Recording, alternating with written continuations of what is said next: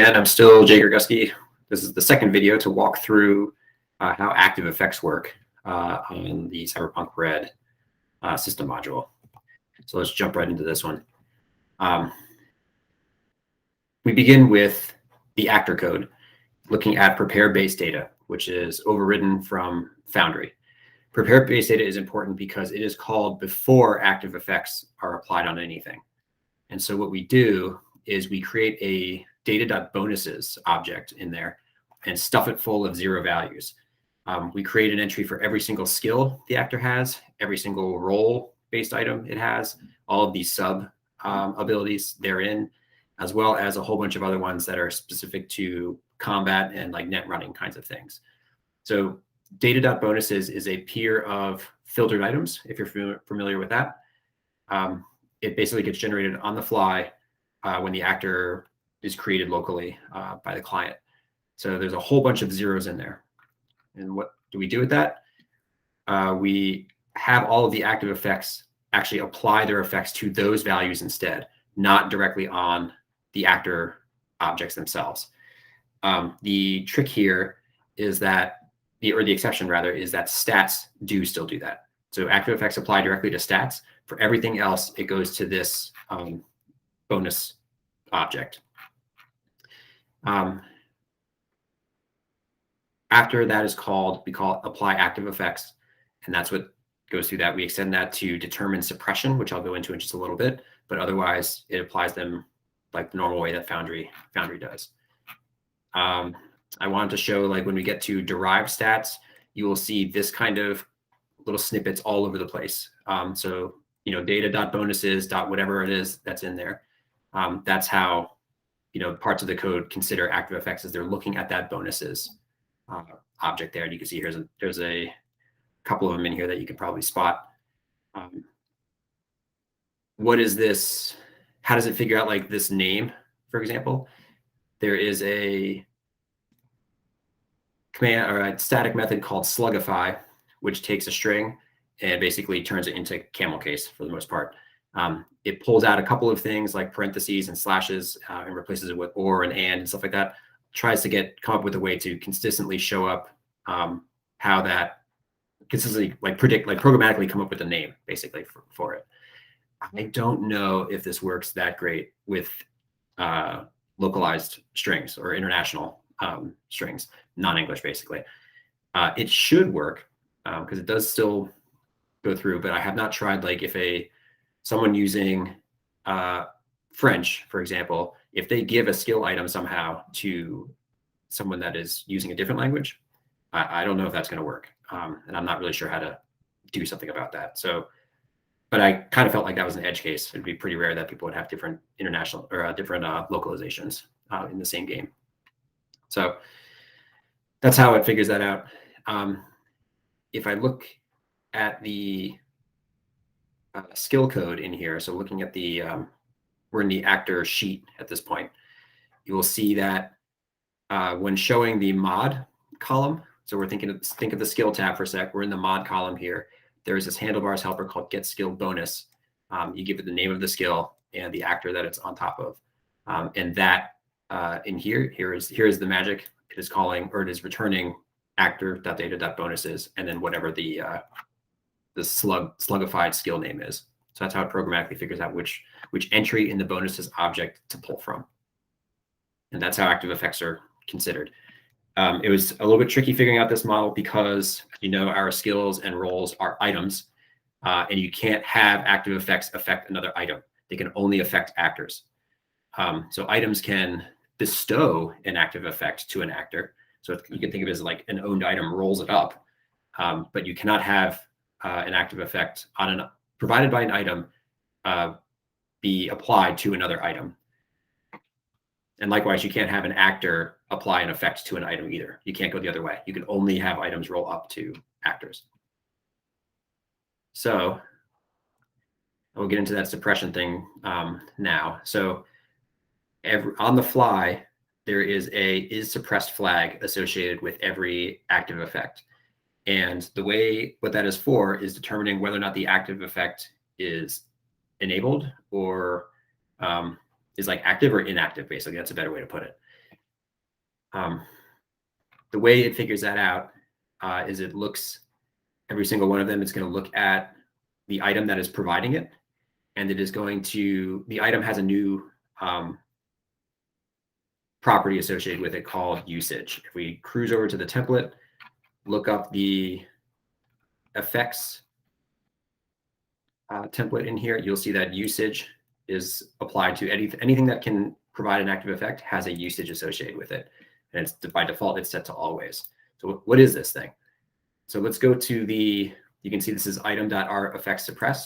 That's going to be on the effects mixin. So even though it's calling it on the item, it's not in item, it's not in CPR.item, because remember, this is all being provided by a mixin that is injected into the item's object hierarchy. So we got to find that rEffectsSuppress. Here we go. If it has, so there's a couple of different usages that are available. There's always, which is basically always on. It can never be suppressed. There is carried, for example, and what that means is if the item is either carried or equipped, then the active effect is applied. If it is not, meaning that it's owned, then it is suppressed. You can't turn the active effect on if you're not carrying or equipping it.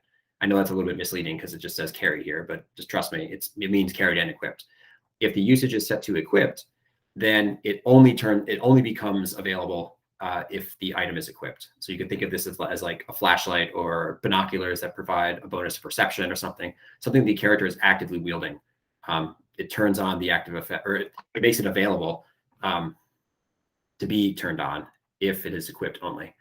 Similarly for like cyberware, if it is installed, it will make an active effect available. And with programs, for example, if it is resed, it will provide an active effect. If there's any other criteria, then it just returns false, indicating that it is not suppressed and it is available for the player to use. One that is not shown here is called toggled, which means you can turn the active effect on or off as much as you want to, independent of anything else that's going on. If it is any of these other things like res or installed, and you meet the criteria, meaning it is like installed or it is equipped, if the usage is set to equipped, you could still toggle it on and off. It just gives you the opportunity to do that. But if something is suppressed, you cannot turn it on. That's the distinction. That'll make a little bit more sense when you look at this in the UI. This is kind of tough to express looking at just code.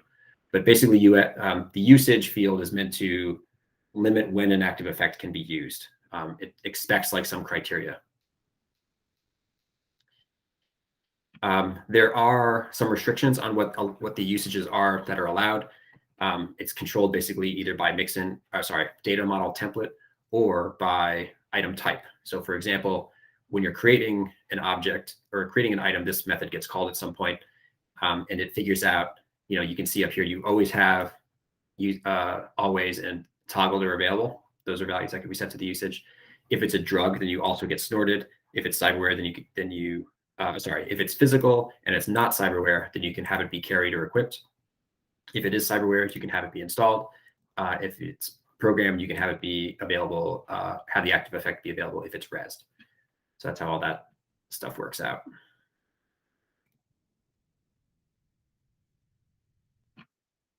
Let's see if there's anything else. I'm trying to think of what else there is to show.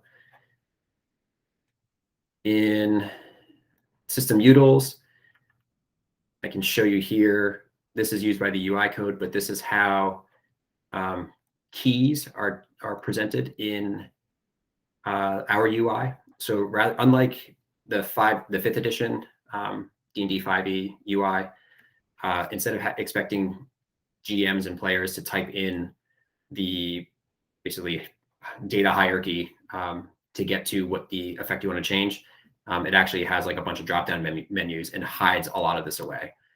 It's making it a lot easier to pick out, like, oh, you want your active effects to affect skills, then select the skill drop-down, and beside it will be another drop-down that lists all the skills available in there. So likewise, there is a stat, and there's also a combat, which gets to like initiative and humanity and your universal attack. That's your global like attack modifier. Universal damage is in here as well.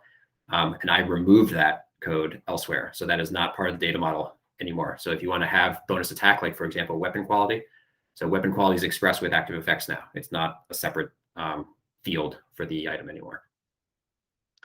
One thing to watch out for is the slight hack. There is a perception in net running and there's a perception skill. So there's this distinction in here.